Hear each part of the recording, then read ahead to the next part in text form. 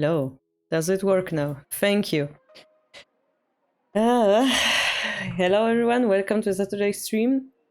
What is happening is I changed my microphone settings to make it different. If it's too loud, please tell me. Suddenly my microphone just started breaking for no reason.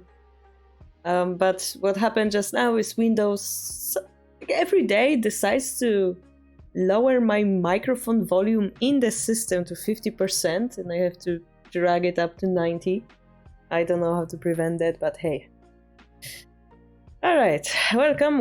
Today we're gonna review some pro games, aka castles in practice. Thank you very much, Roland Titan, for the gift to Pio Pio. Is it Plo Plo or Pio Pio? Pio Pio, alright. I have trouble reading. This looks like E, but at the same time looks like L. Alright. Plio. Alright. Plio. Hi guys. Yeah. Today we're gonna watch pro games. If you have anything you would like to see, please tell me. Of course, we're gonna just go to this page and see the recent games. We're also gonna see what are the news. What we see immediately here, there is a Lady Pro title match going on. So we might want to see that, of course. It's Satomi versus Nishiyama, yeah? This time Nishiyama will be the challenger. It's Kurashiki Toka. 3 games match. Game 1. Then we have Shinji Onsen, which is new king. Type of, I don't know how to translate it. New person king is the kanji. I believe it's for those like younger professionals. We could watch some of those too. We had some info from news that Habu was doing well recently on Discord. I'm looking because we all know these professional players. If you guys came a few years ago to Belarus, you might have met him as a child. So it's amazing to see him play against Habu Sensei.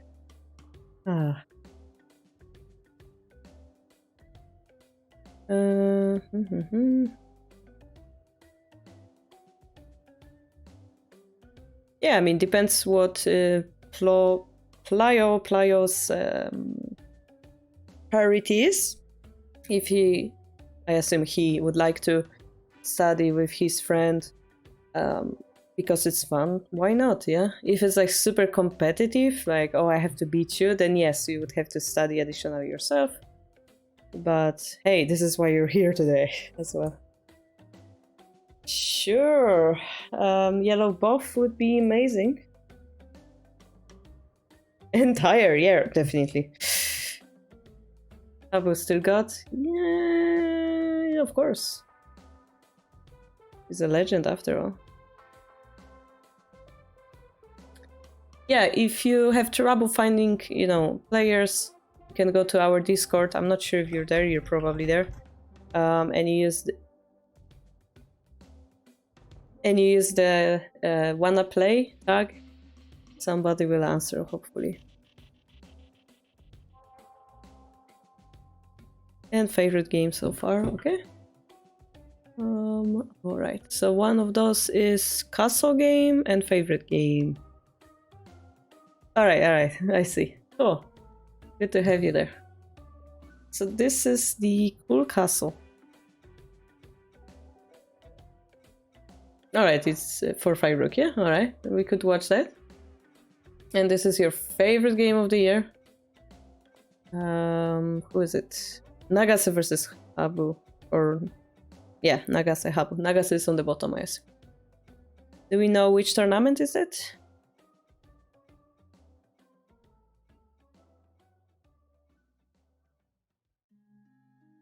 I also wanted to see, yeah, the Nishiyama Satomi. I wanted to download that prior.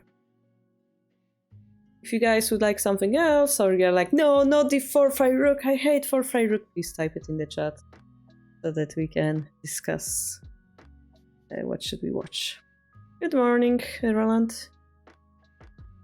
Osho League. Alright, so the Habus game will be Osho League. Can we show you how the Osho League looks like?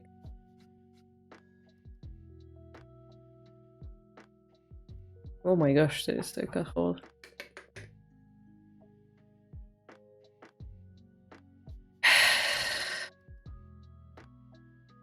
So, my dear friends, technically, this whole page written in this language is about how to share the Kifu online.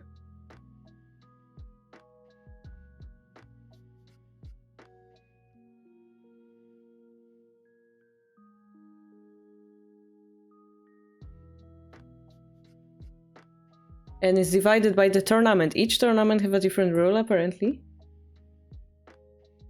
You said Osho, right? Not Oza. Osho. Oza. No, this is Oza. Osho.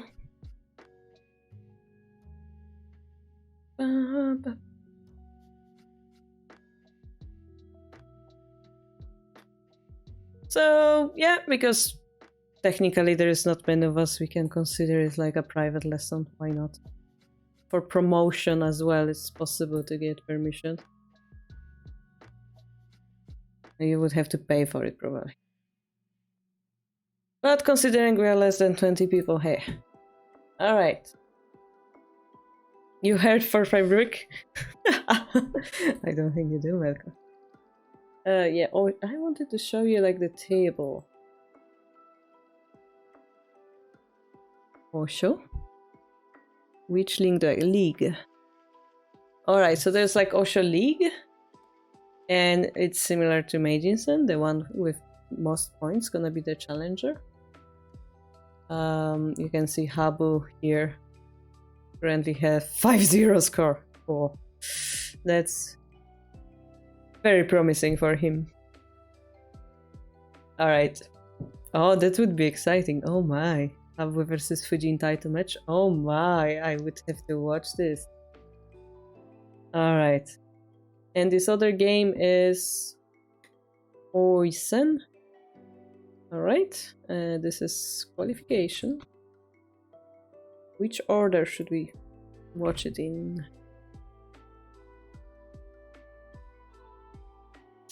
Let's start with warm-up, and by warm-up I mean ladies games. How about that? And as we warm up later we can jump toward the May professionals. You guys fine with that? I think Nishiyama is sente.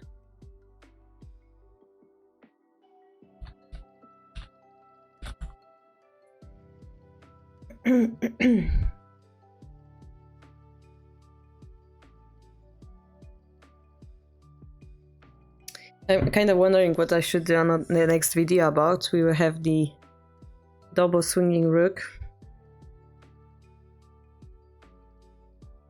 And then technically we have to enter the middle game already? Unless we want to cover some like surprise openings, like explain the engagement timings and something like that. I guess we should pre-jump that. After that we're gonna jump into middle game in the tips for beginners video, I think. And my friends, middle game is very difficult to explain, so maybe we'll concentrate on tesujis and proverbs instead. You've loved it, thank you so much, Pio Pio. I'm sorry. Where did your nickname came from? It's so unusual. Is this like from some game that I don't know?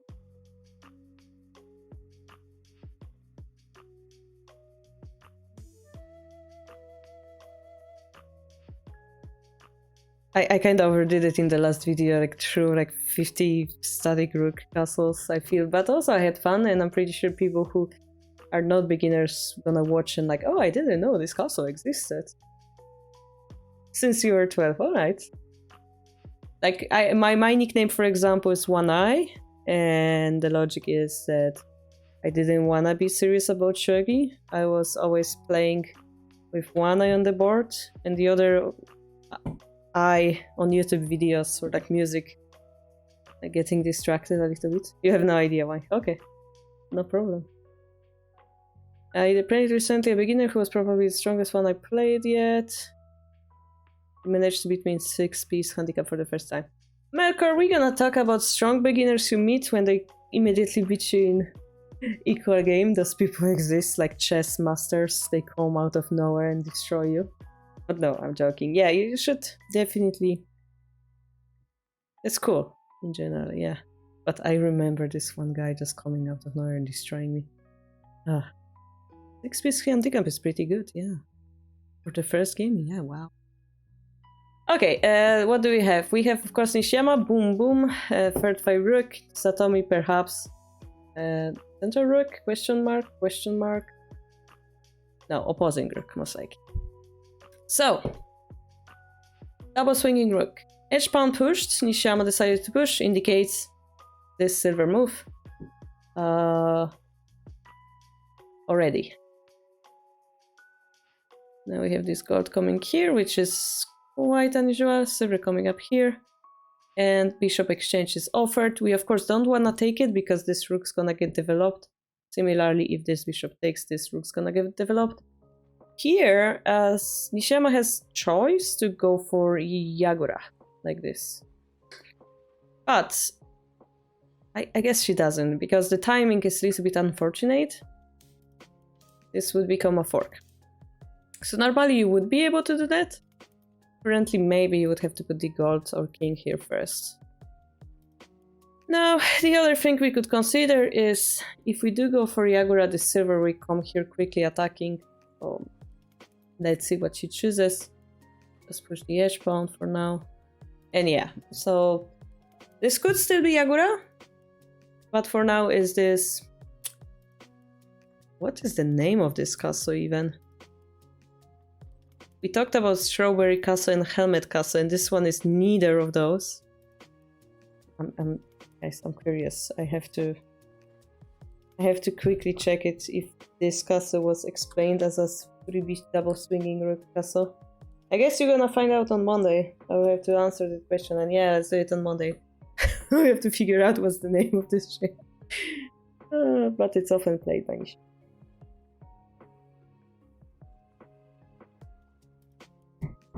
Yeah, Melkor, and then imagine it's 10 years from now, and you think you've achieved everything in Shogi that you could have been, and then comes this person that plays Shogi only for 2 years and destroys you. It's gonna happen to all of us. Because the more we will, as a community grow, the more, material is gonna happen, the more motivated new players will be coming, and they're gonna have easier, life is not fair, okay? They will have easier way coming in the Shogi world than we had. And they're gonna naturally get stronger. Similarly, if you compare old professionals who had to figure out all by themselves versus nowadays professional who has like literal Shogi god in form of computer supporting them, yeah? So it's gonna happen. It's our job to make it easy for them, yes. Nakazumai for people who have a bad eye. I don't understand for that. Ah, you mean the castle, the name Nakazumai? Yeah, a little bit there. Yeah, that's a good one. Offset Nakazumai. Yep, something like that. Good one. Alright, silver for 4. So silver comes here indeed, and now Yagura is unlikely because immediately we have this move, and like we cannot really settle for Yagura at this point. So this is gonna be it. Yeah, early advancing silver, always a good thing. Now this is weird because you push the pawn in front of your king. And normally, you would be able to attack it, like with 2 pieces. But here it's not gonna work.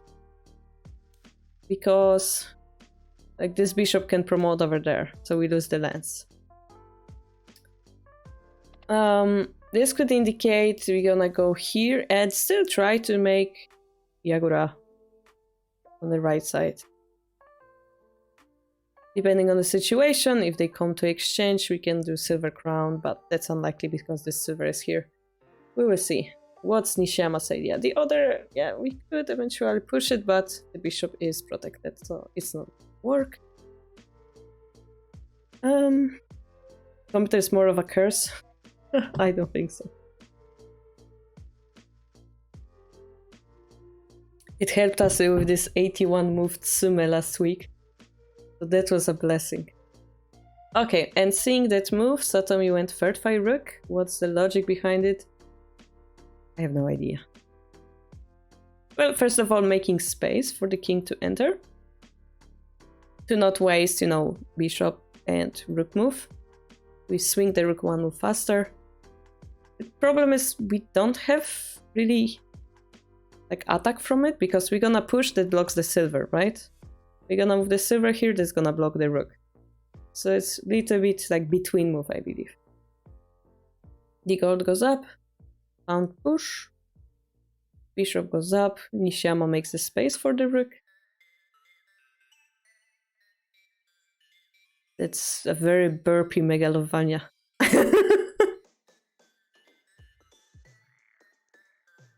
Is it Megalovania? I think so. Yeah. Little bit slow down Megalovania. The relationship Fuji has with computers is really beautiful though. I won't go on a huge tangent, but I encourage everyone to see this. See what is the question.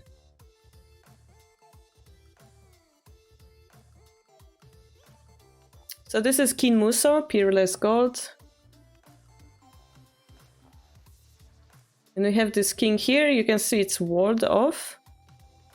It is, if you guys feel this is awkward, it is awkward right now. A possibility is that the silver will come here and the king will climb here. Little bit awkward shape, but possible. There's also a possibility she will just leave it like this. But yeah, little bit awkward. Alright, I don't understand this move, but I'm intrigued.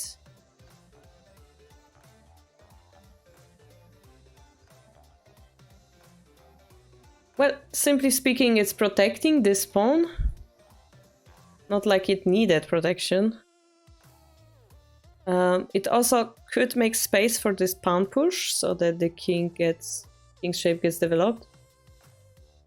Apart from this, I have no idea. Maybe avoiding this silver drop over here as well? It's very interesting. And now this silver cannot really go backward anymore. Interesting.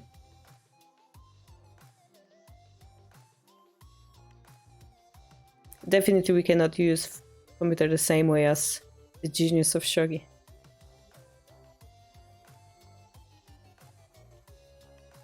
What's with the silver on the edge? So, in double swinging, or do you mean like static rook as well? In double swinging, if you imagine there was a position and they exchange this pawn and then they make a floating rook, you can de facto force them to redrop this pawn by threatening to take this pawn on 3-5. So they kind of waste the potential by redropping the pawn. Which also creates more space for your king. And de facto makes the edge perhaps a little bit less penetrable. In Yagura, there is also this shape where you move this silver here before they attack with the knight, and then somehow it ends on this side. It happens sometimes. I assume maybe it's that one. Okay, so here we see Nishiyama go. We could assume that she wanna actually attack from this side and threaten something like pawn drop. Maybe, who knows? But it would be awkward shape. And we are attacking from castle side, so yeah, we will see. Now Satomi is happy with her castle. She has this cozy castle ready. She has this weakness done. Nishiyama isn't pushing here, so she doesn't feel like pushing the silver up. Question is, how do we attack, yeah? And seeing this threat, maybe you wanna relocate your silver either here to go on the edge attack, or somewhere around here to exchange bishops and go over there. But then it doesn't... maybe using the silver on the edge. We will see. King goes up indeed. And we avoid bishop exchange. And goes straight forward. Alright, so the idea is more like to develop here rather.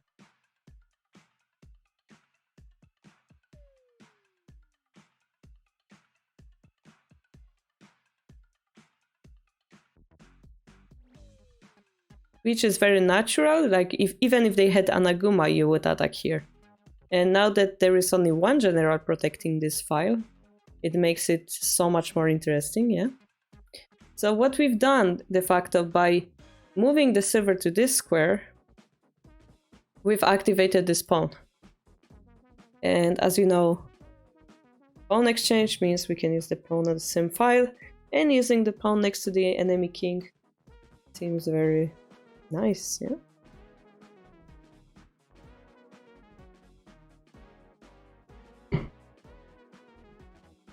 Nishiyama had more options? Doesn't seem so to me, like... this silver doesn't give me much optimism. The idea is Satomi doesn't treat this as an enemy. She will ignore this silver's existence, and she will attack from here. So de facto Nishiyama has two-piece castle from the left side. Instead of, let's say, having a Mino, yeah? Find it very interesting. On the other hand, Nishiyama's silver is underdeveloped. It will probably come here.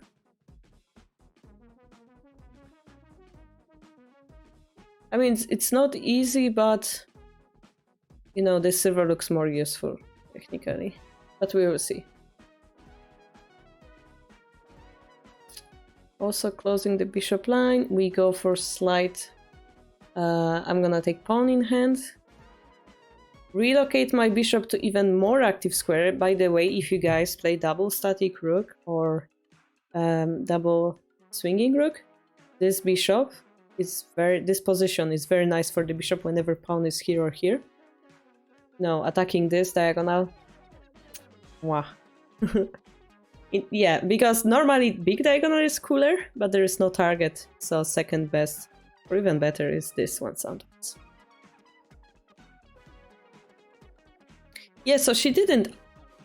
I mean, you mean later. I mean, currently she didn't attack on the edge. She just borrowed a pawn from here to use it here. And now her lens is active. I like it. Yeah, so the attack where the opponent is strong shouldn't be done. And that's not what she's doing. She's not attacking here. I don't know how to explain it. She's just nudging her pieces slightly instead of like investing all the forces into that square. Yeah. So it's a light attack, not heavy attack. Okay, the bishop came here. This could be also the idea that we move this gold here. So once the rook comes here, the bishop doesn't attack it directly. Could be that as well. Yeah, immediately they could sacrifice it at some point, but currently there's nowhere to drop gold. That's fine. And we start attacking without moving the rook, yeah? I need to think about it a little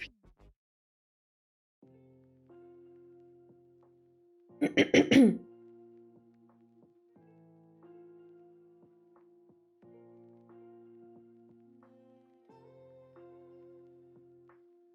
So, if we go on naturally, and they were to take it, we're gonna push this pawn. And if we take it again, what are we threatening? Well, at least silver for gold exchange. If you protect, yeah, maybe silver for gold exchange type of situation. Maybe we can exchange this one and drop another pawn. It could be even stronger, perhaps. But the fun part is, like, if we're not careful, this silver may be hanging as well. So this bishop is very well positioned. I thought I would show you some variation like this. If they were to pass in this position, the bishop can promote. That's what I wanted to show, I guess. Yeah, need to be careful, yeah? So, we need to also find a way to counterattack. Nishiyama pushes the central pawn to help this bishop. Maybe pawn takes pawn, then knight 3-3. I don't think we want to block our rook like that.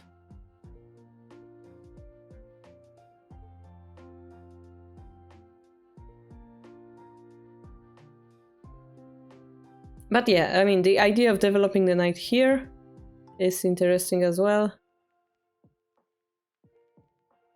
Let's say takes, goes here, pushes here, and we reactivate attacking here. It's just that our rook is blocked, so I'm not sure if I like that. I would prefer to move the silver. But I mean, it's just a matter of style. Knight is possible as well. I just don't like the fact that it takes one more move to activate. Now I'm imagining a bishop on that exact square in double static rook. Yeah, not exact square, yeah, the other side, but yeah. Yeah, so if I think of Satomi's style, I think she will go lightly, yeah? So pawn push, pawn takes, and here we have this pawn 3-6, and this time, you know, if the silver comes here, it has support of this pawn as well, so I don't know why Nishiyama sacrificed that 5-5 pawn, to be honest. Silver for 6. And now we could, you know, promote and try to dent enemy castle. But what Satomi played is silver 3-5. Very boldly coming in. We have to take because this silver is hanging. Takes, bishop takes. Now we are threatening to promote, so we have to block it off. And here, the first feeling is, of course, sacrifice the bishop, but before that, we want to promote. And, you know, if the knight would take, I believe, like, we perhaps can take it and, like, expose the knight as a weakness. So we will take it with the gold. Oh, this one. Okay, I was expecting this one to, like, keep more pressure on the defense. Nishiyama took it with this gold, which is interesting. So now, you know, if we take it, this isn't a knight, there is no such weakness, perhaps have hard time continuing with only 2 silvers.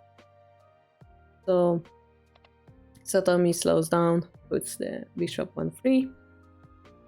And now we're threatening a pawn drop, something, we block it.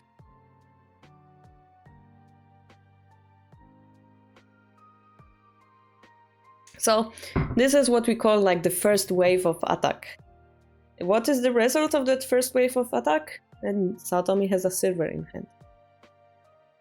Yeah, and now with this information we can find a different way of attacking that's gonna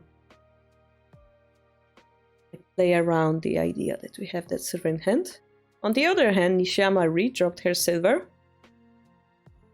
So got 5-4, trying to A, avoid the bishop line, B, attack the head of the silver. So why are we attacking head of the silver? Because he's the defender of this pawn. And that pawn is blocking 2 of our major big pieces, yeah? In the meantime, this bishop is actually blocking this rook, so we are not that scared, but Nishiyama will go lightly, sacrifice this pawn. In the future, you know, this hole might be dangerous. And we open at rook line, trying to go for some crossing rook tactics. Now, I believe if we were to exchange the rooks as well, would it benefit Nishiyama or not? It's hard to tell, actually. Yeah, I cannot state opinion who would be better in that case. This silver looks really bad. You have to agree with me on that, guys. You like that result for Satam? Yes, you should. Yeah, she has silver in hand. Definitely good. But apart from that, we have to consider king safety. Nishiyama has, well, 3 efficient defenders.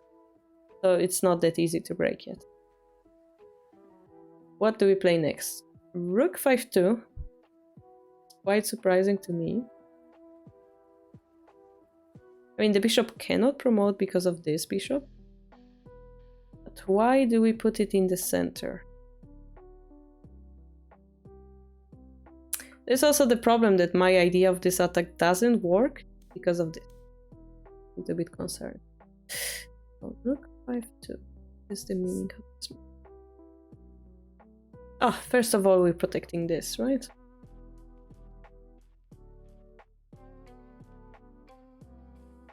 So maybe Satomi is happy with the silver exchange and now she slows down the game. Perhaps idea being pushing this pawn, counter-attacking center. For now defending, yeah? I think so, Sleeping Bird. Edge bishop, edge silver, those pros are really on the edge where they are. Knight jump, preparing something stronger around here. And the bishop goes back. Hey, Sleeping Bird, we got it, we got it. So, pawn push. Why are we pushing this pawn?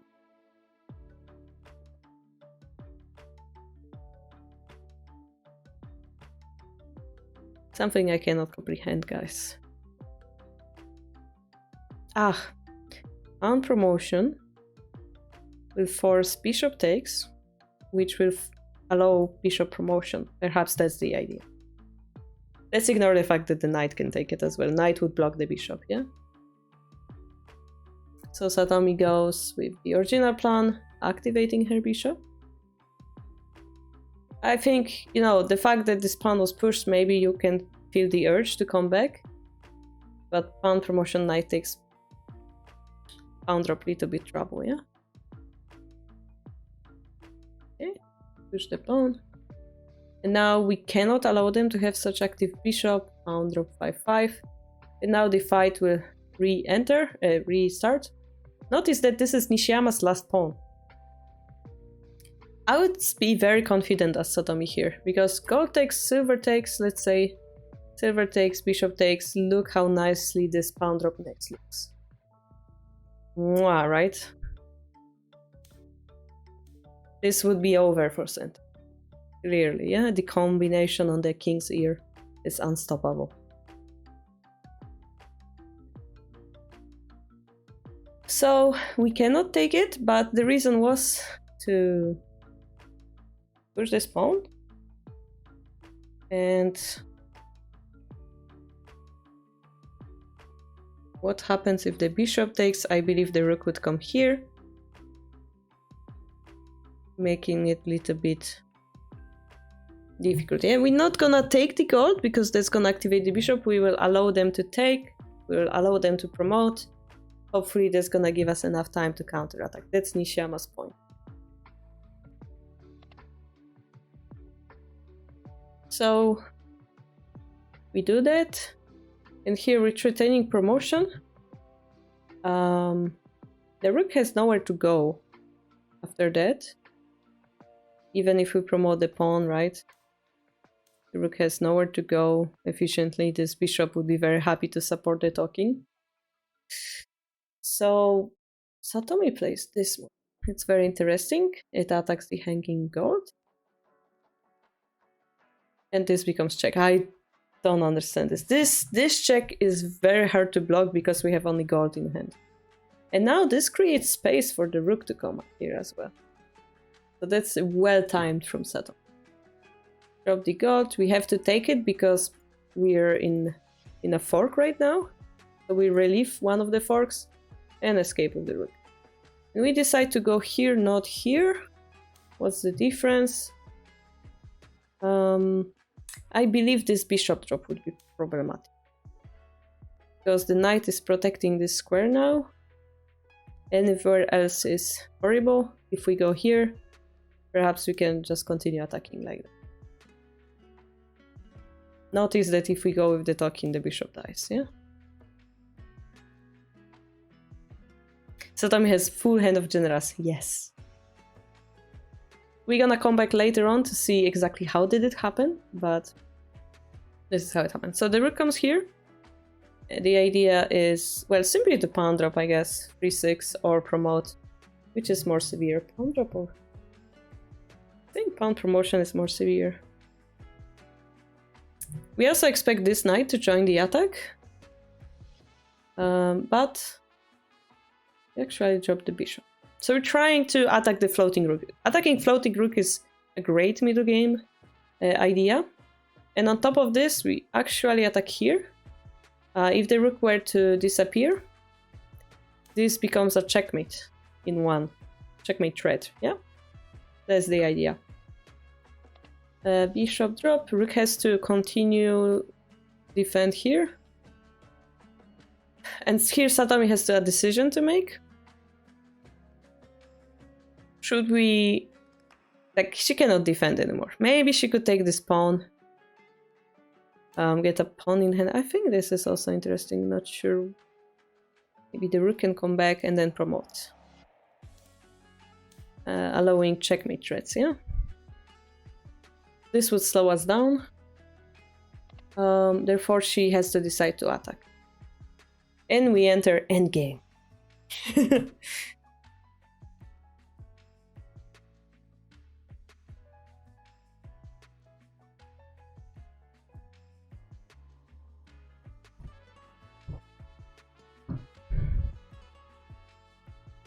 If you end up with a lot of generals and you let enemy king run, that's sort of failure.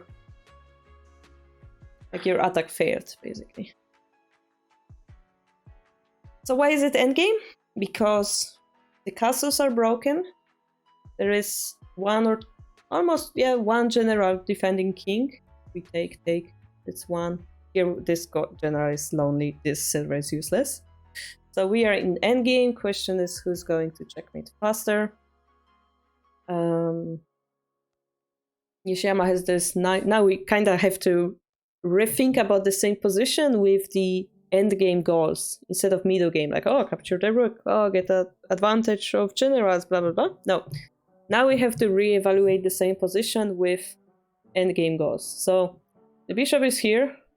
This bishop is here, nicely surrounding the king. But we will end up having one gold. Is this one gold enough to capture the king? No.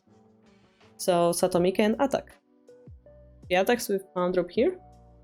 And remember, they also have a defender here. So pawn promotion, gold takes silver drop. Normally would be a checkmate. King takes promotion. What piece do we know? Pawn drop, let's say. Pawn drop. Those two pieces are defending the flanks, so it wouldn't be necessary checkmate. Satomi also have a knight in. It could be a checkmate. Or Hishi at least, yeah? It's quite dangerous for Nishiyama. Not checkmate yet. She needs to take the gold. She will try to attack, yeah? Notice that I also missed that. I thought we can run here. But actually, this would completely exchange the position, yeah? And we have to drop a general because it's Nifu. And like our main attacking piece would be gone. So this would be really bad news for Satomi. This is why she survives on this square, because Nishiyama has no more pieces. And yeah, sure, we can try to promote the bishop. Do we promote the bishop? No. So this would be losing because of the line that I talked about. I think this would be quite dangerous. Let's say we want to keep the silver for a checkmate here. Let's use the pawn. And we're gonna use the knight, gold, and silver. So in this way, Satomi would win the race. Yeah. This is why Nishiyama cannot attack, needs to defend. And she gets a pawn in hand. She cannot use it here, unfortunately, because it's Nifu. Satomi will probably punch in and then do something about that attack on the rook. Pawn drop for 5. I cannot tell exactly, again, what happens if the bishop takes. I assume maybe we're gonna oppose it again. And here it's our turn, so maybe we can try to do something.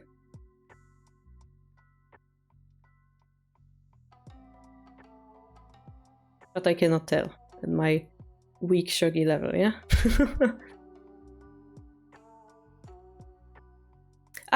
Maybe, wait.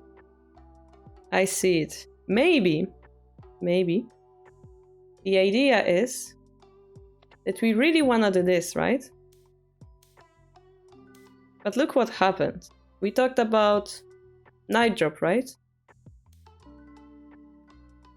Maybe this bishop is protecting here.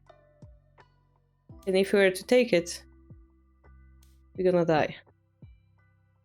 Yeah? So this pawn drop, this small tweak in the positioning,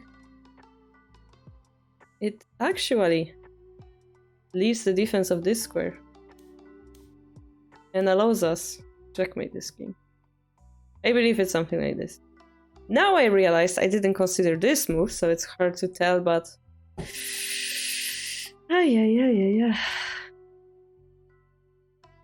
Honestly, this is probably checkmate. I just cannot... I'm not able to read it out.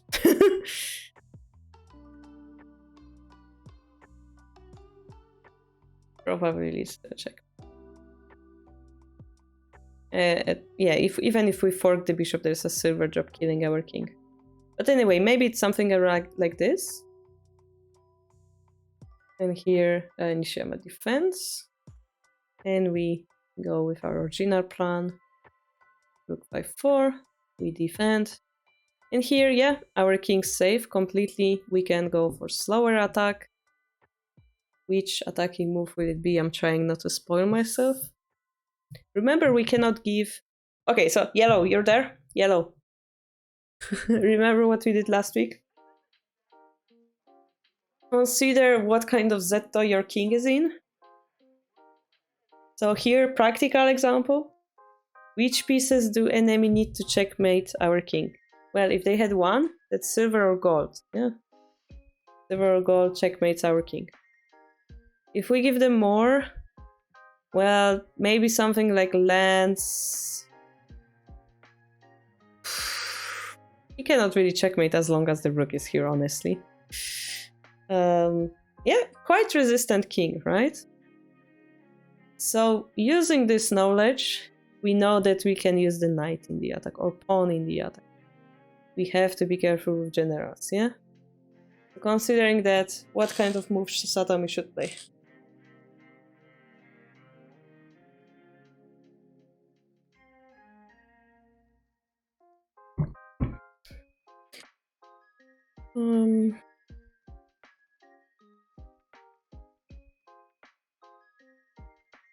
I hope you bring that Kifu tomorrow, Melkor. You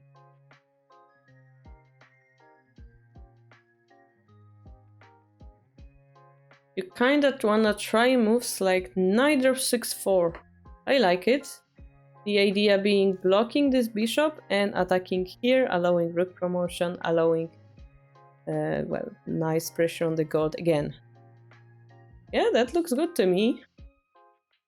Which is kind of weird because normally you would like tunnel vision, like around here, and you would think, how can I drop a silver to create a Hishi or something? But moves like those, like knight drop here, strikes hard, right? And that's very interesting. It's not as direct, and yet it works. Pawn drop 3-5 is your first instinct as well, and it is Mild Thing's idea as well. Pawn drop 3-5. What are we threatening though? Like the question is, what are we threatening?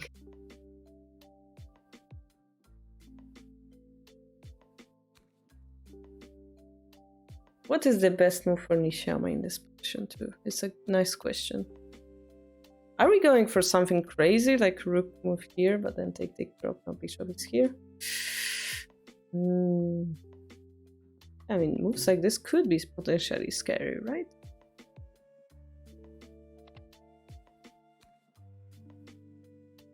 So, I unfortunately spoiled myself. Take a knight, drop 4/4. But I see. So, you guys are on the right track. I spoiled myself, unfortunately. The idea is we drop this first. Yeah, pawn drop 3/5 isn't that big. So how about knight drop, which has the similar idea, but attacking the bishop. The same. This looks more forcing, right? And again, we are safe because we're gonna give away the knight for the bishop, and our king cannot be checkmated. I find it pretty epic. By the way, can it be checkmated with the rook? No, as well. Yeah, that's important. So bishop has to run. We could play different moves here. Rook promotion means they cannot go there because this would be a checkmate, for example. So this looks quite promising. Yeah, bringing your biggest piece next to enemy king, really nice. Here, Nishiyama will try to exchange the pieces. And guys, what would you do here?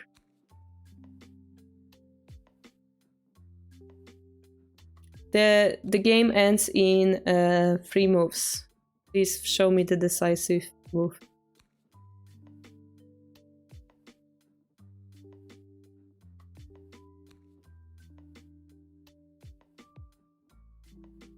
I mean, gold drop is interesting, I agree, but there is this silver protecting. So normally this would be a checkmate. There is finally... Yeah. Finally a defender. So this is not working. And this is perhaps lesson for all of us. Sometimes the simplest move is the best. Is this Toy Story? I'm confused. This is not Toy Story, is it? No, it's like Pokemon or something. It's not. No idea. Alright. Simple move is good move. Let's take it. And we would like to drop the rook again, but I find it interesting that if you wanna fork, they have this move. So it makes it difficult. Mild things, yes. So Satomi chose something else. Simple is good. Simple is good, my friend.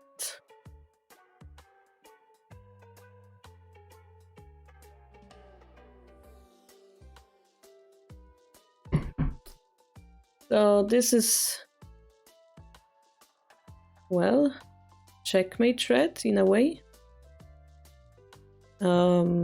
Which way is the easiest to explain? It's something like gold drop takes. Is this checkmate or am I overcomplicating it? I mean, this is checkmate in few moves, but something like this. Silver drop looks simplest. Silver drop is mild things recommendation.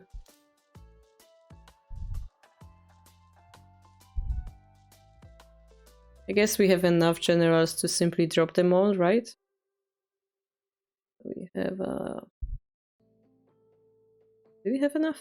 I guess we do. We have 2 generals, 3 generals left. Is this enough? The question. Well, it is because we can take additional bishop, right? Or am I overcomplicating this horribly?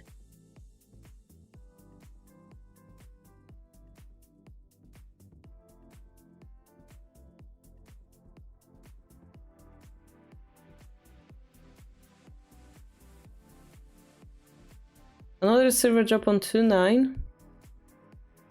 King takes. There is silver here, yeah?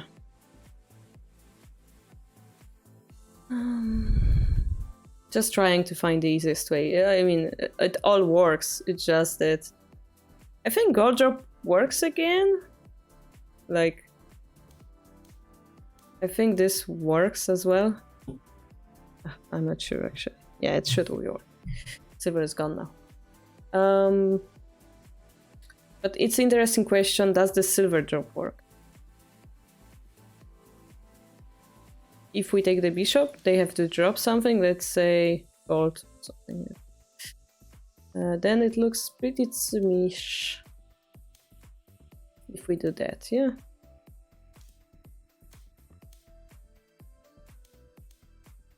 Agree. So it works as well.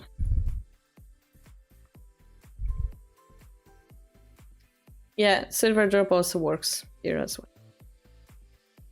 Instead of taking the bishop. So silver drop 2-9 is king goes up and my we don't have another diagonal piece. Attack the king, yeah? We can drag him back, but why would we spend another silver to bring it back, yeah? When we had this position already. So a little bit of endgame practice. Silver drop 1-7. Ooh, let's check that. Silver drop 1-7. That's a cool Tetsuji from Mild Things, indeed. So normally if we take, we have this back check and silver drop. If we run, now we have the gold drop, 1-8. But what if the lance takes? Final question. Just silver drop. But we have to take the bishop. I know you guys don't want to take the bishop, but we do have to take the bishop this time, else the king is trying to run away, yeah? Really nice find, Might Things. Really nice. So there are many Tetsuji, all of them work. My question was, because we passed a move, yeah? What if we try to defend? I think honestly the Mild Things Suji, I think it's working here as well.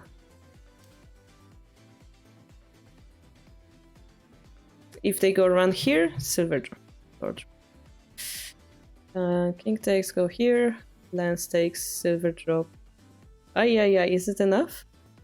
No, silver drop here this time. This time king cannot run over here. Quite interesting.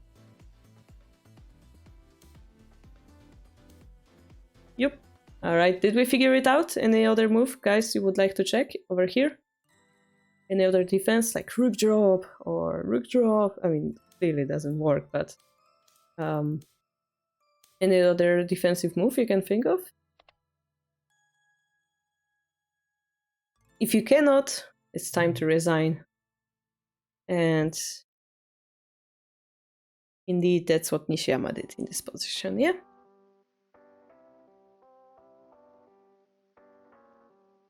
Table flip defense. Did you see how big are shogi boards?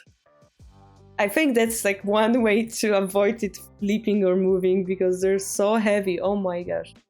I'm gonna show you, but I wanted to quickly see, like, it's good thing when you analyze game, you go deeply and then you replay the game from your memory, for example, and try to like see what happened, what were the Tetsuji. Yeah, that's illegal in Shogi World, I assume. So this silver, I think, was a big misplay from Nishiyama, or perhaps Satomi like played on that weakness very skillfully. As we said, she achieved good things, the silver in hand. So she just concentrated on activating her other pieces. What happens here? Satomi has more active silver, practically speaking. So if she has other active pieces, she's going to win. Now she activated the gold. Now she activated the bishop by sacrificing it, yeah? So the final question was, can she find a mating attack while avoiding Nishiyama's attempts to break through? But barely, you see this, barely. This king is surviving. On edge, yes, yes. This pawn 4-5 Tetsuji, really cool.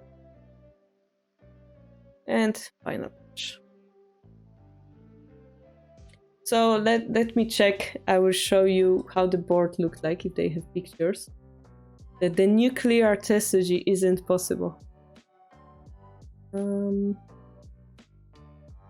2K Saito, which means live blog, live stream.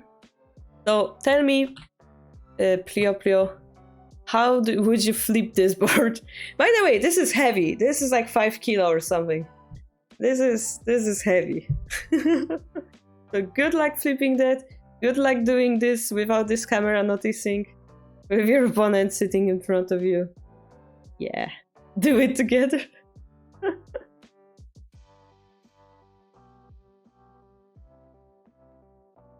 So those are pictures from the actual game that we just watched. Okay, I'm gonna make a quick voting poll for the next. Which game next? Do we go with Abu game or do we go with 4-5 rook game? I don't know actually if Abu's game was also 4-5 rook. Oh, there. I'm just gonna give you guys like 2 minutes to vote on it. Abu have no, you have to click on it. Click on it, Melkor! It's 5 votes now. Abu's game is Bishop Exchange opening. Yeah.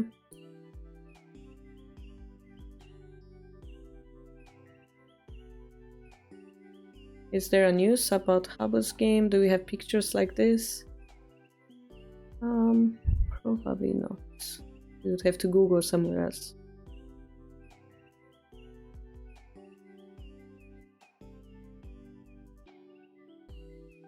I mean, if we click Habu Sensei's name, and then there are like those Kiji, Nagase. So, do they have 2K logo? Yes. Ah, this is the application for premium. Shogi Premium.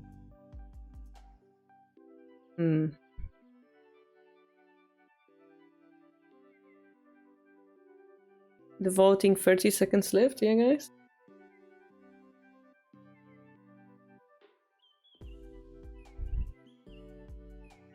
Is it viewable or do you have to have...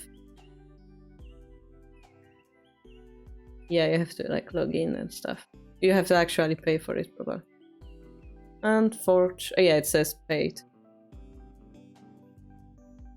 So we won't have pictures from this unless we do this.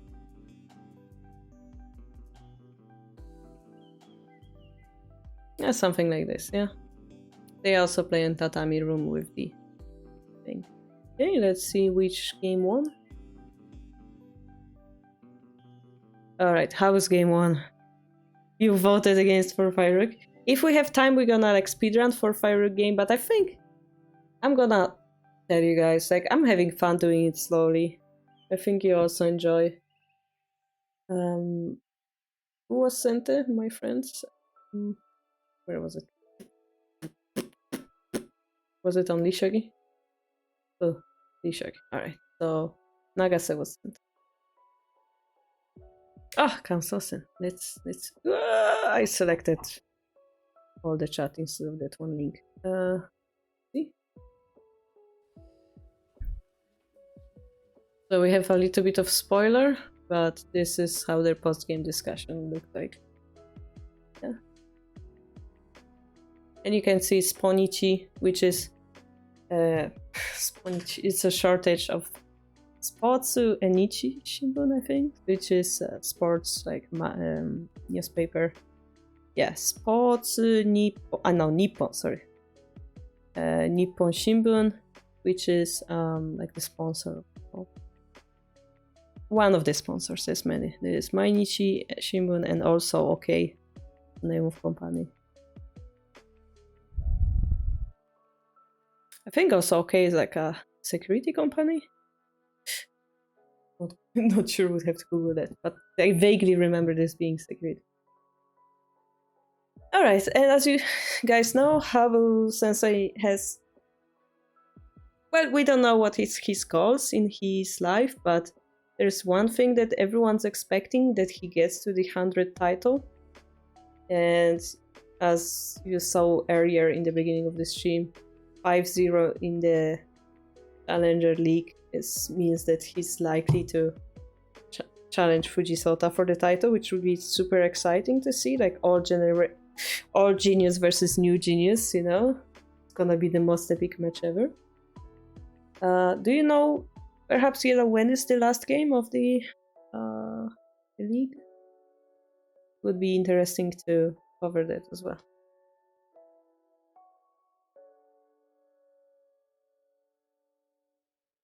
November 22nd. Ah, so quite still in front. Alright. So, let's jump into the game, shall we? I look green on the outside. It's very dark here. The winter time came. Alright, Habu is on the top. And this is supposedly Bishop Exchange. Looked a little bit like double wing attack for a moment. But we arrived at the Bishop Exchange. Habu's opening style is to confront his opponent in the opponent's strongest battle type. Yes, he's famous for that. I'm actually thinking about trying new opening to widen my perspective, but it's actually hard to convince myself. I don't like it. And the engine doesn't either.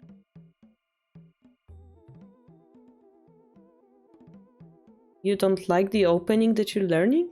What you're saying? I think he prefers Yakufu. I don't know. He's famous for playing Yagura as well, so. Okay.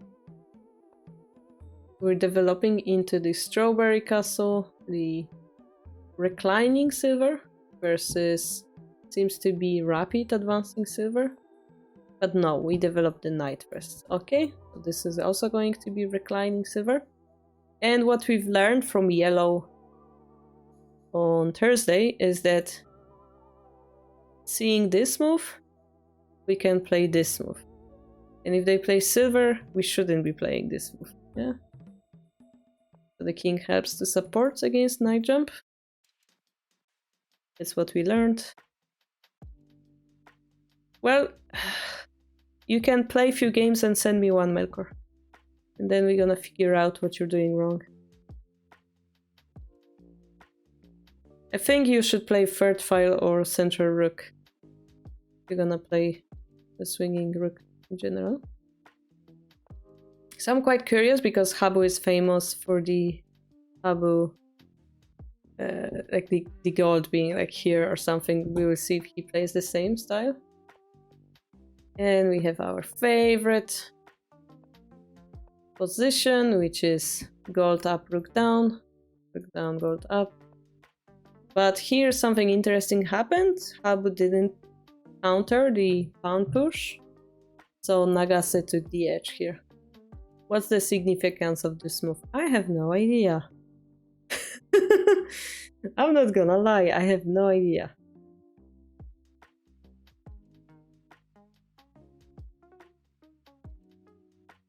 Yes, Habu did save a move. He will be able to do something.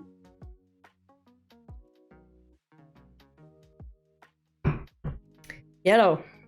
This is not the question whenever this is Joseki. The question is, why is it Joseki?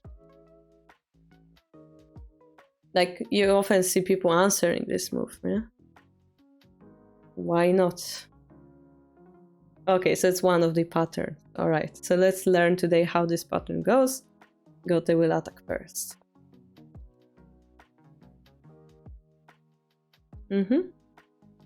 So it's more aggressive then. Alright, so Habu chose the aggressive option. And now develops his silver first. Nagase has to prepare. And the silvers are being composed in the center. Both king castle, but Nagase didn't push this pawn. And And because he didn't push this pawn, silver 6-5 is possible. So now the problem is, if we allow this exchange, this knight will come here, and let's say this silver goes here.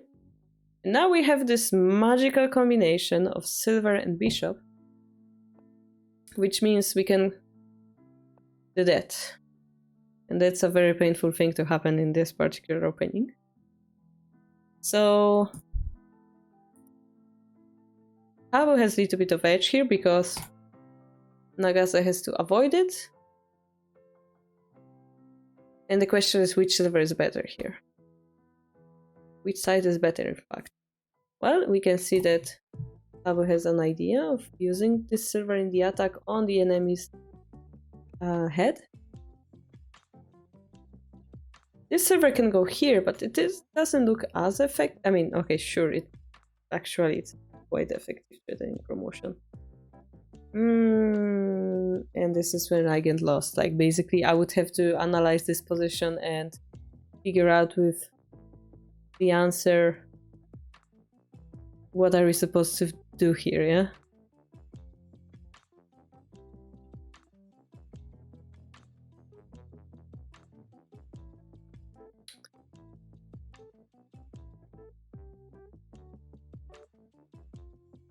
Perhaps there is like this line of attack like this. And also if bishop is forced backward, it can go to this square and threaten the rook. All those are interesting. This like silver going here, the gold actually could try to go back. It's not like he's forced to take. Yes, he would lose the knight, but gold would survive, so maybe it isn't as clear, yeah? So Nagase pushed this pawn instead to like block this square off from the bishop and force Habu to attack. And now the king has to start retreating towards safety. Bishop can go to 5-4 as well. That's true. Yeah, that's true. Yeah, protecting this line, yeah? I was just thinking we won't have enough time to do so. But yeah, ideally we would like to counter this silver of the bishop. So this looks... Are we protecting a silver drop as well, perhaps? Or simply, yeah, avoiding this line. But this means that we're passing a move, so Habu can attack. I wouldn't be surprised if he pushed here. I think the problem with this move is that there is like a fork, and notice the rook cannot promote because of this rook. This is why we're not doing it. So we're gonna go there.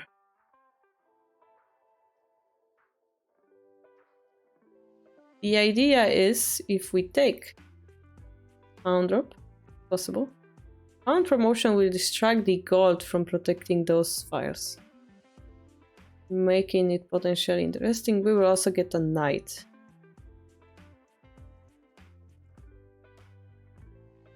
I don't see immediately a square for to use the knight, but I mean, there's knight drop here, but like, I'm not sure if that's the best option. It could be. Just drop the pieces in head of the king. Yeah, maybe that's severe enough. Yeah, I'm wondering, because the silver drop, like technically could go here.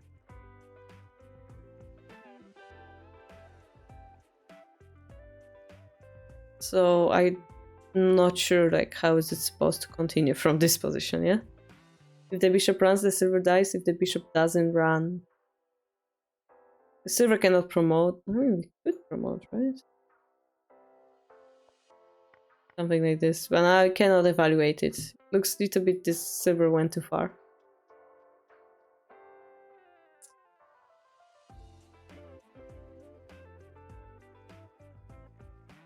Do we have a pawn drop that would help us? No, not yet.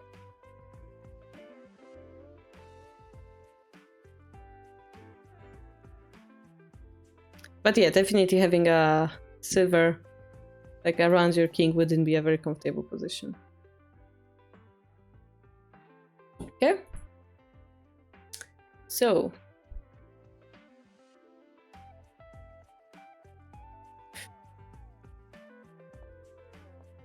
we have this attack which we wanna ignore. Now the bishop cannot go here because the silver is protecting.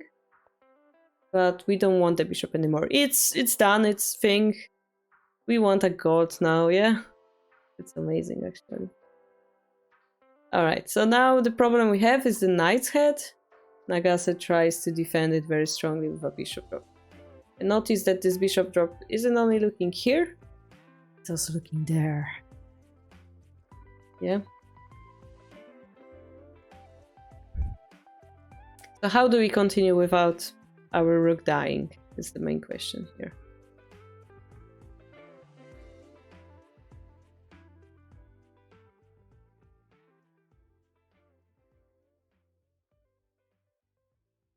I find silver drop interesting, no?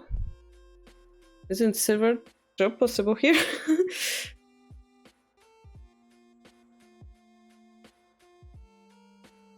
I mean, the problem is the bishop will run. Then run again. Or here, and now the silver is like dying. I find it interesting that you can drop silvers like those. This is called a sniper bishop. It has a name actually. It's a sniper bishop.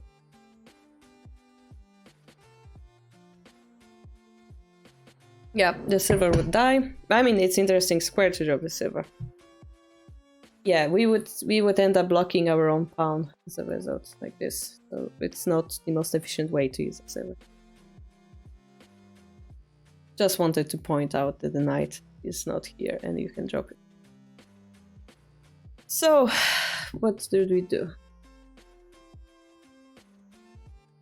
I would really like to push this pawn or something, like block this bishop off. The problem is if we push this, they're gonna take anyway. Doesn't work. The other option is we completely ignore it and change the line of our attack. I also don't see a good one.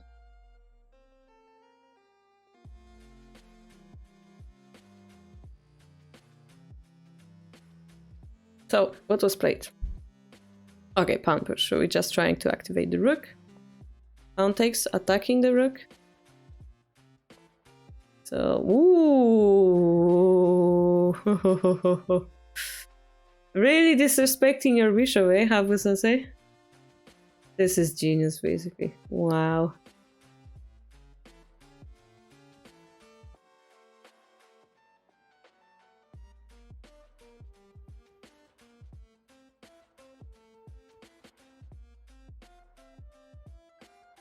I think the idea is if we let it be... I mean, if the bishop takes, we're happy to retake and then promote, right? Promote, not unpromote. But if silver takes, I think we don't take, because that would activate their bishop. Notice it's protecting now. In this moment, I think we want to promote, and this works because this would be a check next. So, promote, attacking the rook, but then we take. Knight takes rook promotion, and they don't have a gold to drop, so we will be able to retake. So that should be good enough. Because we got silver for a bishop, force them to drop a silver, have a nice dragon, and continue attacking. This is the typical situation of we have attack and you don't, yeah? This is winning pattern. What if king takes? I think just silver drop or pawn push. I think both enough. If pawn push, king takes, we can promote here. Pawn, king goes down. I have trouble finding a continuation a little bit.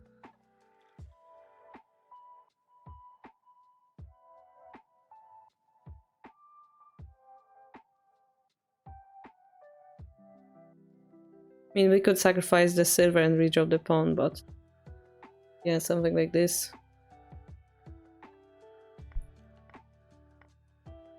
Maybe. It is possible Nagase missed this move and he's Shui Sensuk was greedy. Could be. Or he saw that this is the only option to continue good fight. I don't know. I mean, this looks very cool, yeah? This pawn push, soon attacking the enemy king. Yeah. This move was just brilliant, yeah. Silver takes, pawn promotion happened. And here we just calculated this isn't good for Nagase, so he escaped.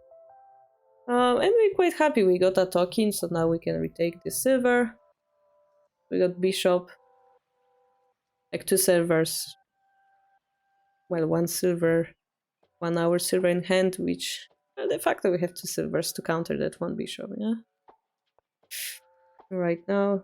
Okay, I'm lying. The center also have a silver. So yes, we lost bishop for silver, but we gained a token. Let's go with that. So our rook is more active. To counter the rook activity, Nagase has to activate his rook or his bishop. He pushes the pawn. How would you evaluate the position here? Well, again, which side has an attack? Which side doesn't?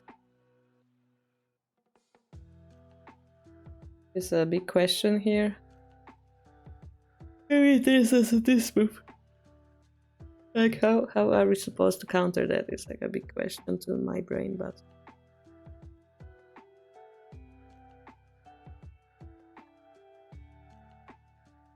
Like, if Nagase manages to take the tempo, like... He might have some severe attack over there with that bishop. It's not that easy. If the game comes down, I think... Okay, there's 2 things. This king is pretty safe around here because of this bishop. This king is pretty safe because there is no attack on it. It's a little bit harder to evaluate because it's the early... Well, middle game.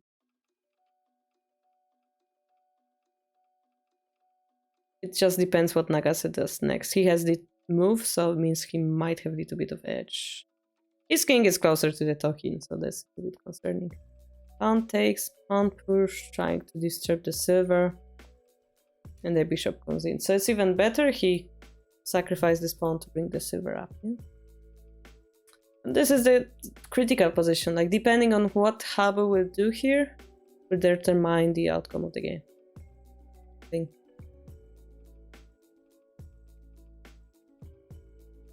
Might thinks that Gote should have an edge. Well, the question is, do you have a good move in this position? That's, I think, important. I spoiled myself, so there is a good move. Because if we were to run, I think center would be winning. Generally speaking. Because we just passed a move. But Harbour had this move, which is super interesting. Defending with tempo. So that perhaps gives Gote an edge. Bishop has to run. It doesn't. He drops the pawn. And drop another pawn. I was thinking maybe he wanna... Another pawn. Why aren't we taking it? Because then we sacrifice and drop something here. So giving away the bishop is fine. So we take. And now, you know, this token is better than this one. Silver came closer to the king de facto. Now we have a bishop and a silver though. Is that enough to continue attacking? We did sabaki the rook for the bishop, so that's good for Abu unless he has an attack. If he doesn't, the rook drop like here will be quite severe.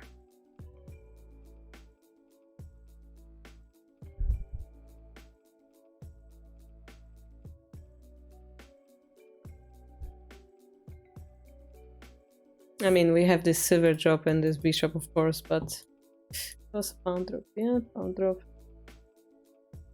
Okay, rook drop happened. We run. Bishop drop happens. Now our king is like surrounded. It's terrifying. This gold probably won't move. Because we would prefer the bishop to promote here than here. So this type of position, by the way, this looks like a fork. But it's like a fake fork. Because they don't really want to take the goat.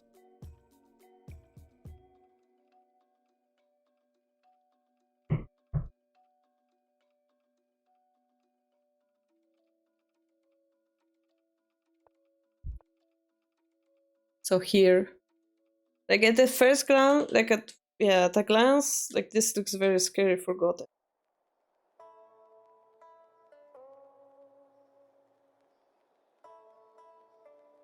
The fork is alive. Yep, exactly.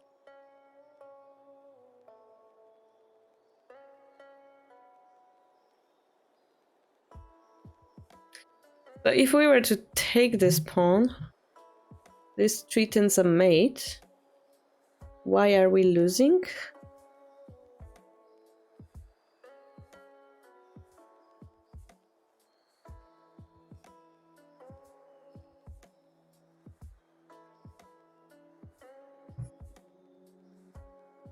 Which move is the best? We have a pawn drop, we have takes here. Do we have a better move?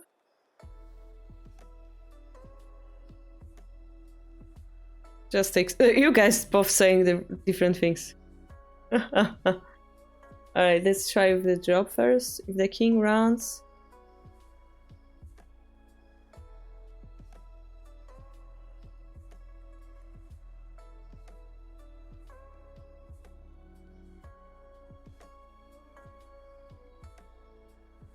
I think it's safe to say Tsume. Like this.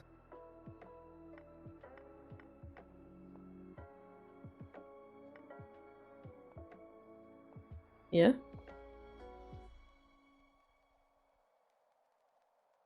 Oh, and then takes the knight. Alright, Melkor gave us the other variation. Which is, if we don't run and we take it, we take, and now we have this rook sandwich. And it is a mate indeed. Beautiful. Thank you, Melkor.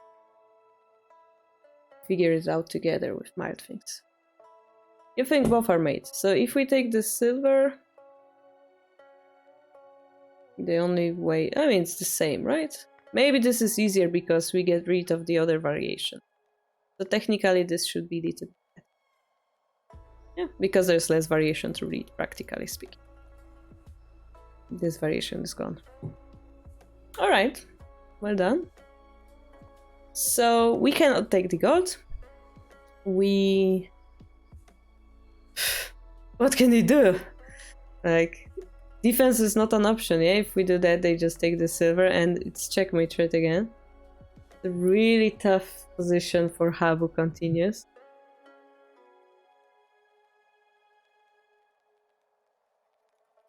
What he does is a bishop, which is a check. Honestly, this looks losing to Habu. Just at a one first glance. Yeah, I almost resign as well. Is it like Nagase made a huge mistake in the game, yellow? Does it feel like this?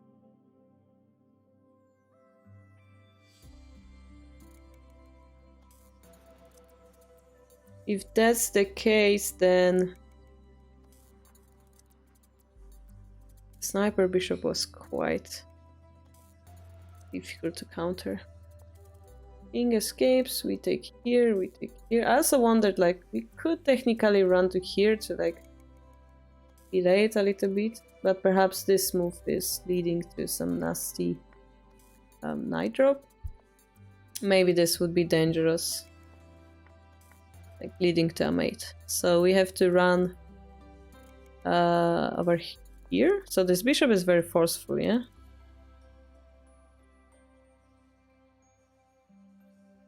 Silver dropped to 8 instead of bishop drop was winning for Habu already.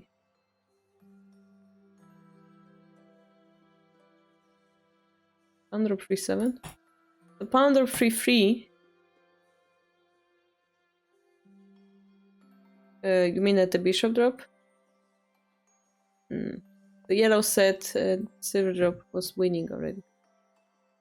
So basically we have to admit that having those pieces isn't enough to win. That's terrifying. But indeed, if we take the silver and if we lose the rook drop is devastating.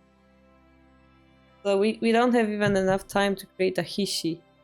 And notice that if we do that, there is no piece to support us on this side of the board from Sente's point of view. So like we can chase the king around, but we don't have a way to like stop it from advancing. And if we go for Aktesuji, aha, now we have a Hishi and you have a you have nothing. Well, rook drop is still very severe, yeah. Very interesting. Just blocking of the rook, yeah. Now my question would be, why not pawn drop? Why is it silver yellow? Why not pawn drop?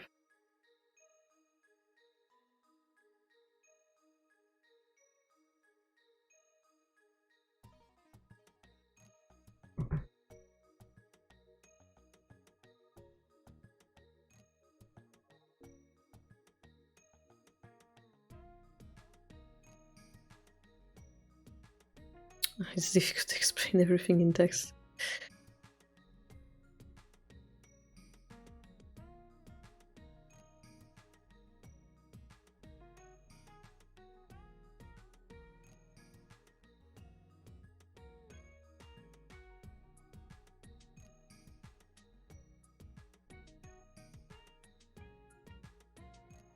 The main point, yes, Nagasu needed to make a trade mate on Habu's king, yeah. Why is it not silver? Why is it pawn? Like, why pawn doesn't? I will let you write. You know, trying to casually sneak himself on the stream.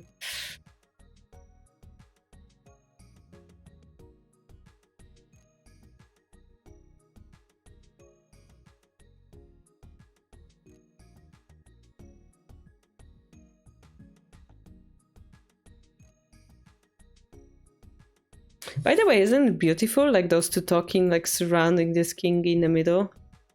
Kind of beautiful. That's what you should have in mind when you're playing Bishop Exchange. This is why this attack is so powerful. Yeah, just surrounding this king. Beautiful.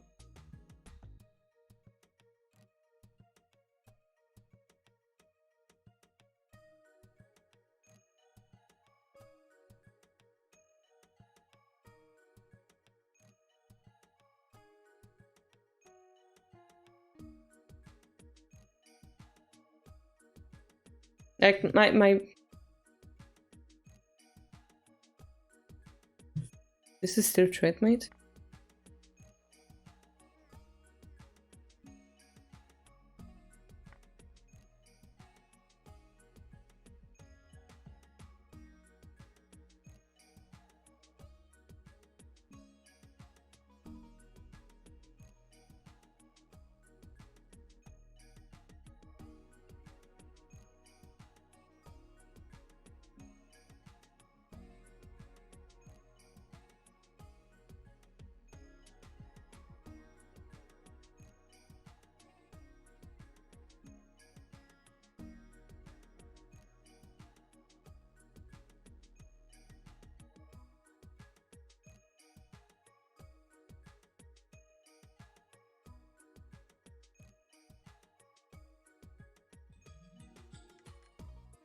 That's the part I don't understand, because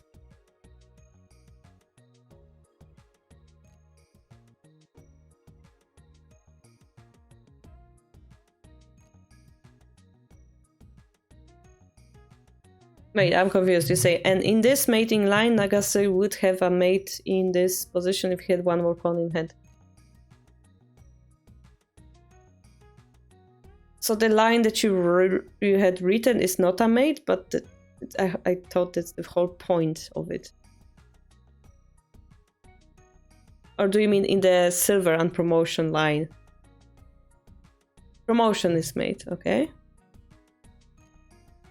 Because you said there is a different mating line if Gote plays silver takes 9. So there isn't a mating line when he plays unpromoted. There would be a mating line if he had one more pawn. All right. So let's see that line just for funsies. The pawn drop we have to take. We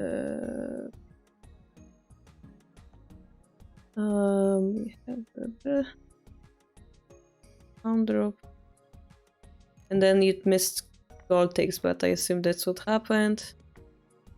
The pawn drop, knight drop, king runs to 3-4, gold drop,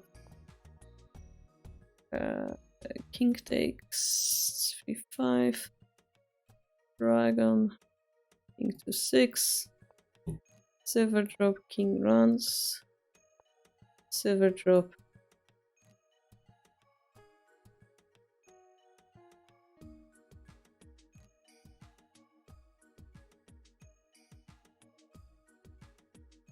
So that's a mate, yellow. You said king runs here, but...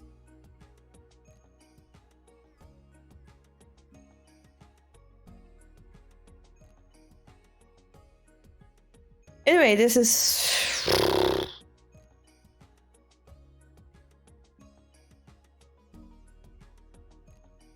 Yeah, so anyway, the point you're trying to make, we're not gonna go into all those variations, we're gonna assume it's mate.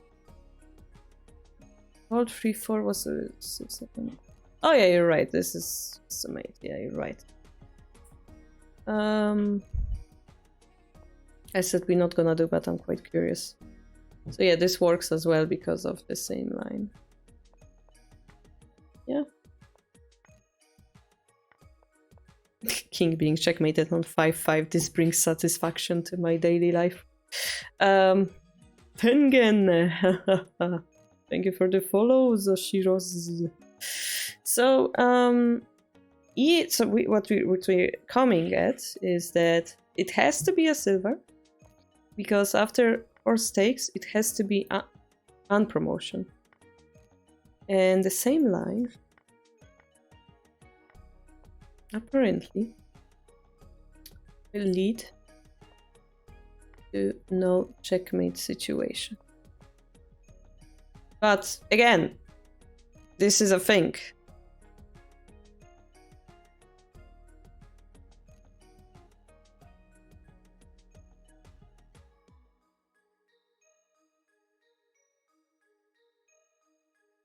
So you're wrong. The silver drop timing is different. I mean, we saw a cool mating line though, cannot complain.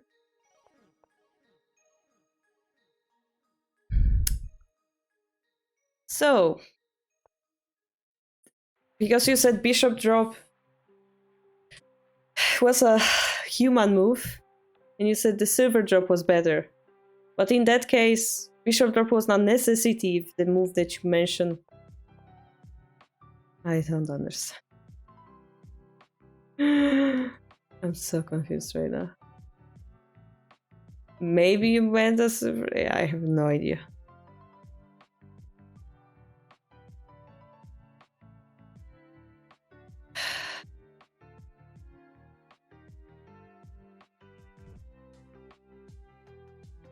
So...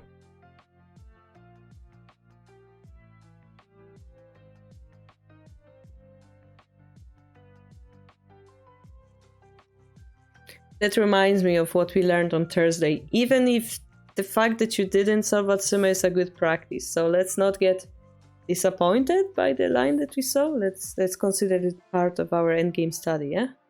That was a good line to check. So yeah, in fact, this gold was very powerful there. So perhaps this is why we have to force the king toward that gold to remove it from the board. And... Ooh.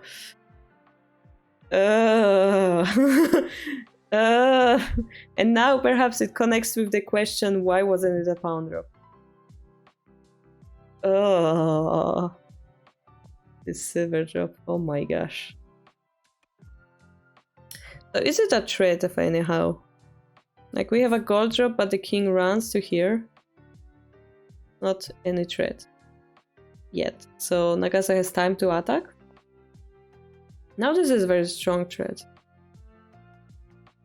Yeah, take the gold, checkmate.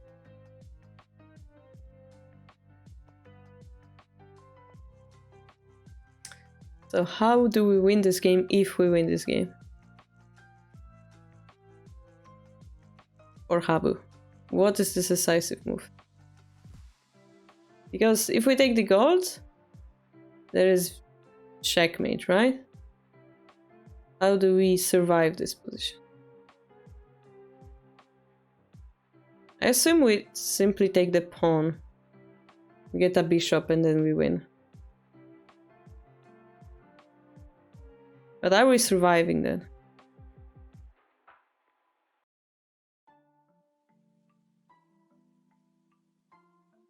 Oh, okay, that's the line that Yellow mentioned. Like, it was take the gold, not pawn drop.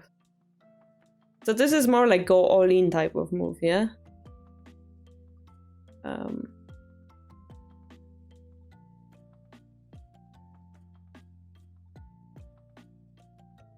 Just writing down the line from Yellow. So if we go here, promoted is the same line. And so, wait, how is it equal game if it's also mating line? It's basically win for Nagase.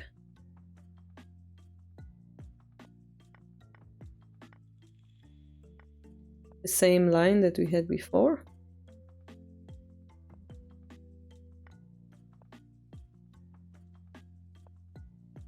But there is a different mating line. It's gonna use all the pieces in the hand.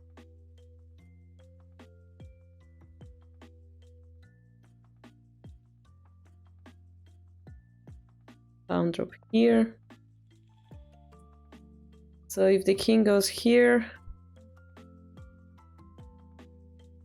we just take the gold and checkmate the king on the bottom line.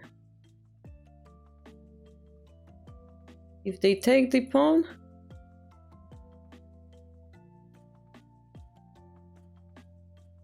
I guess it's simple silver drop, king runs, silver drop, and then go here, yeah? So Yellow is saying that because this move is so forceful, we have to defend here. My question is, how do we even defend in this position? Considering that this is a check and so on, but I assume this will happen and then we have to defend. Like, how do you even defend here? Are you gonna be able to take another silver? Quite rough, I'd say. Something like knight drop here? I have no idea.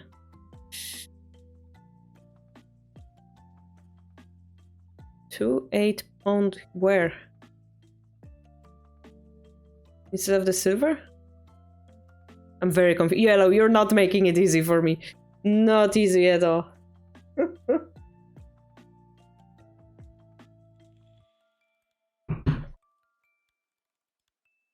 So many crazy variations in this game though. Wow.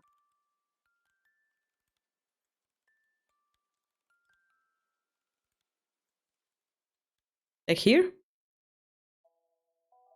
Okay, we covered it. Oh, that was the 2-8 from before, sorry. Okay, gotcha. The mating line. Yeah, Melkor is showing us amazing lines. We would be completely lost without him. I'm gonna be honest. So pawn 3-3, even though it looks like super solid. Yeah, it looks solid, yeah, it's a checkmate threat. It's not. Because they have a defense. How silly is that? So this is in between move. We chase the king into, well, surrounded position. You don't want to take from the ending. Okay. That was more pressure on me. So we go here. Now the thing is, we can actually take the gold, but it doesn't lead to a mate, yeah? We do that, we can just retake. It looks like a mate, but this square is open. And